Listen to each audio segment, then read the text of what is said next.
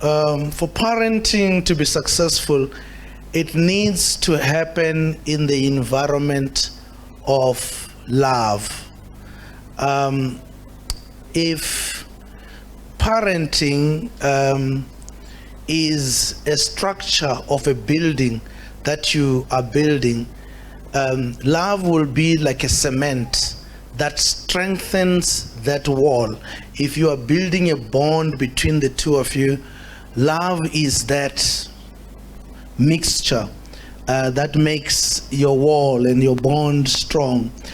So love must be an underlying principles. The child should wonder, why is my parent doing this? And the child should have a basis that says, it's because he loves me. It's because she loves me.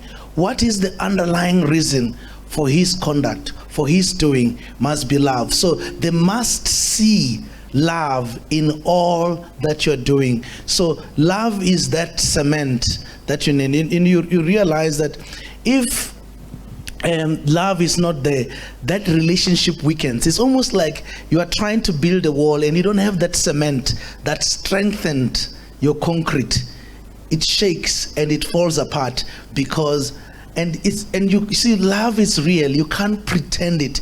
You must have it. You can't just have something that looks like cement. It must be cement. It must be real, and it must be what is mixed up there and to strengthen the relationship. And that's what love is. Children are always, making relationship with others, but the parents children wants to know that you love them unconditionally. And I think it was mentioned earlier on that you need to have that love. Children should know that they are not loved because of good grades. You see, we grew up in an environment where we were abused, and many of us still continue to do the same thing, where children are compared with other children, and those children who seem to have good grades at school are the ones that are lifted up. It's like, why are you not like your brother who is doing like this? Why are you not like your sister? Look at your sister is doing. And not realizing that children are gifted differently. And many have been destroyed in their homes because they were told they were not good enough. They were second class because they don't meet the standards of the other, So, and I realized when raising up my children at home to realize that they're gifted differently. Some are gifted like their father, they talk. Some of us from the Ravhengan genes, it runs through the family. We talk about everything. We talk about things we know, things we don't know, things we've never heard of. We just talk. We can just talk, and this is, and some are gifted academically. And why should I reward the one who is gifted academically as against the one who is gifted in talking? In ability to communicate and so on and so on. And I remember my son one time came to me with so many distinctions, and he says, Daddy, I need to get a present for this because I have achieved so much. I said, you are crazy. You're not going to get anything from me. Between me and you, we know you never worked. You just have good brains. I'm not rewarding brains.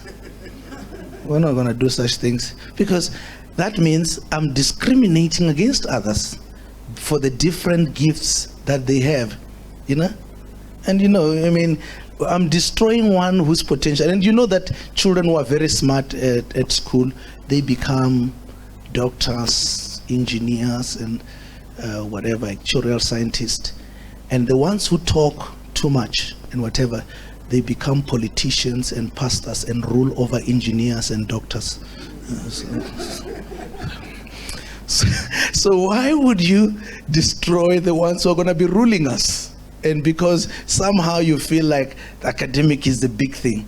But whatever it is, whatever their performance is, let their children know that they are loved unconditionally. They don't have to have, even if they get all zeros, they must know I'm going home to a home where I'm loved and I'm accepted. We've heard the stories of children who failed matric and committed suicide because the issue is that I'm not good enough for some reason I have failed my parents, I'm a failure, I might just end my life. No, when he has failed in life, when everything has collapsed, let him know that I'm going to go home and I'll be accepted. That a prodigal son, after he messed up, one thing that kept him moving is that the love of the father. He says, I'm going to go home to my father because my father will love me. And that's what is required. Parenting, and its underlying and the very basics of it all, it must be the love, the unconditional love of the children.